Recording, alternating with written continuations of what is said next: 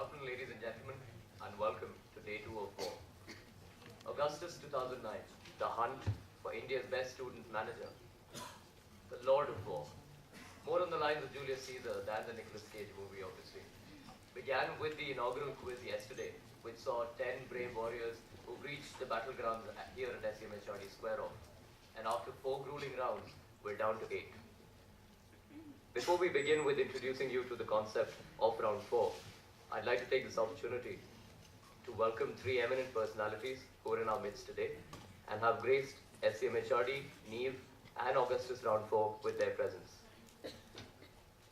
Mr. Zubair Punawala, he is the founder and consulting partner of Reach Out PR.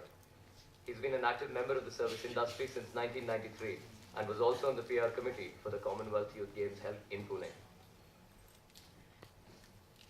Ms. Karina Manuel is the commissioning editor of Femina Pune and features editor of Femina National, India's largest selling women's magazine. Our guest of honor,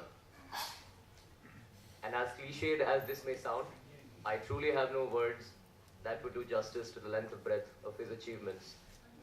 But obviously I do have one thing to say because that's my job, and that is, if round 4 of Augustus 2009 would have been on television, then this episode's TRP ratings would have been sky high. Please welcome me.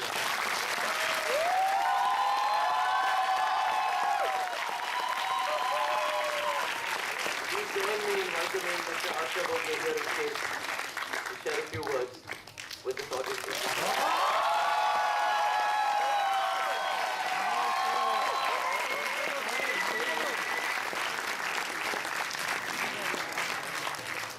Thank you. It's always a bit dangerous when the applause comes before the person. But TRPs are never generated by the anchor, they're always generated by the issue.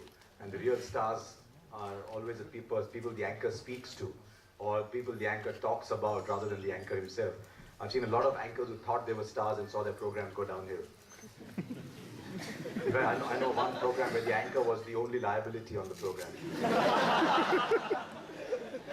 So we won't go down that path. Okay, I'll talk for a couple of minutes. I'm told there's a few questions, but I don't want to be a distraction to the participants. Because the real reason we're all here is to make life very difficult for the remaining people in Augustus. Right? So do make life difficult for them with a vengeance, because they and all of you are going to have to face those situations in life at some point anyway. And it's how you get out of situations that determines how good you're eventually going to be. Not how you are when everything is in your favor. So try and make things as difficult for them without being rude or impolite. That's another thing that anchors should be. Not rude or impolite, not be rude and impolite. But that also is a passing trait. But it's fantastic to be here. You know, every time I try and speak of how it used to be when we were students, I think of what my grandmother used to tell me, and I thought I'd never be in that situation. She said, "Amcha vela rupaila 16 the tup milayacha." We used to get 16 kilos of ghee for a rupee. And I said, yeah, you know, and I'm not even as old as she was, and most of the things I say sound like that these days. But we are from an era where preparing for an MBA entrance exam meant trying to be very nice to people who had a Barron's Guide spare available. And that was it. You did your words from old Reader's Digest copies. So suddenly Reader's Digest 5 years ago suddenly became something very valuable to possess. So you went to the Raddiwala and asked if you had old Reader's Digest with him. Because you had, every issue had 20 words. So then I had 20 words and another friend had 20 words and a third friend had 20 words, and so we called up each other and asked each other meanings from those 20 words. But the good thing about that was you were never over-prepared for an exam. I think sometimes that's not too bad, because sometimes we see demons in exams that don't actually exist. So we actually go with an open mind. Just as batsmen sometimes see demons in the pitch and the opposition bowling, where they don't actually exist. So if they play freely by themselves, they probably won't find them anyway. But you guys are living in a fantastic world. Some of you who are struggling, who think that the economic downturn is going to affect your placements, see the positive side to it, because the way India is going, you're probably not going to see a strain on placements again anyway, unless you do something very stupid, or unless you appeal to the non-golfing side of Tiger Woods.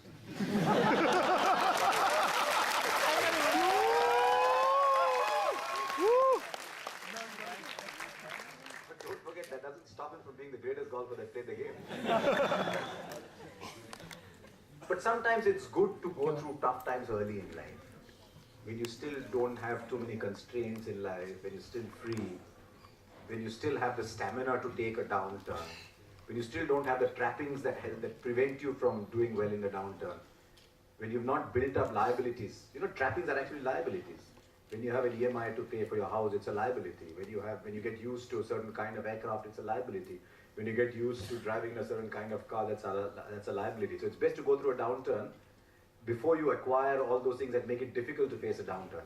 And then one other thing I learned very early in life, that when you're young, you're allowed mistakes.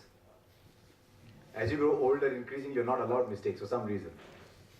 So make as many as you can while you're allowed, because mistakes are one of the best learning grounds. Provided, of course, you don't make it a habit. I mean, I keep telling people the story. I've heard the story before, just put your hand up and I'll stop.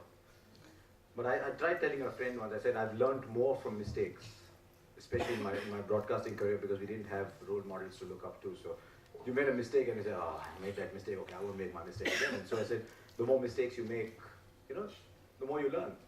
And he said, fine. He said, therefore, the most knowledgeable, the best person is one who only makes mistakes, right? Because he was one of these computer stats, quanti guys. So he took everything to its limits. But make mistakes while you can. They're not there. It's not criminal to make mistakes unless you intend to make mistakes. Anyway, I could go on, yeah. But what happens very often when you have a speaker here who wants to speak what he wants to speak is you never end up hearing what you want to hear. So I'm told I can take 10 questions. I've also noticed already that the organizers of NEEV are very strict and have now completely forfeited the rights to believe that their teachers are strict. So 10, because I don't want to come in the way of Augustus. You can ask me whatever you want. If anyone's got questions. Yeah.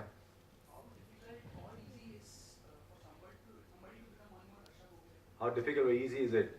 Very difficult now because you're born in the wrong era. Because there is a misconception now. Broadcasting has two elements to it. There is the knowledge of the subject and there is the ability to communicate. At the moment, we believe the knowledge of the subject counts for everything and the ability to communicate counts for very little. And so you're getting a lot of people who are very knowledgeable about sport who would find it extremely difficult to communicate, which is why the standard of our broadcasting is not great yet. But unfortunately, we live with this misconception. And so there's a lot of fantastic young talent in India, a lot of which we found when we did a talent search 4 or 5 years ago. Some outstanding broadcasting talent will never get a break because, as one of the contestants on the talent show said to us, they said, how is it that the person actually doing commentary on your network is nowhere near as good as us but gets to do it? And that's a fair call. So I'm a little worried that we're losing a lot of talent to quality broadcasting in India. But maybe that will also change. There's someone who's actually doing an interview. He's got a camera on and he's asking a question, so he wants to record the answer himself. Is that when future upcoming broadcaster is there, he will look to you for inspiration. To whom you look? There are very few people in broadcasting I could look up to be honest. I had two heroes, both from the radio era. One was Amin Sayani. When he didn't come on Binaka Gitmala, we didn't listen to Binaka Gitmala. It's a bit like saying Madhubala is my favorite heroine. You give away your vintage when you say things like that. But he's a very nice man. And I discovered eventually that one of the reasons he was a fantastic broadcaster, presenter of programs, is because inherently he was a nice man.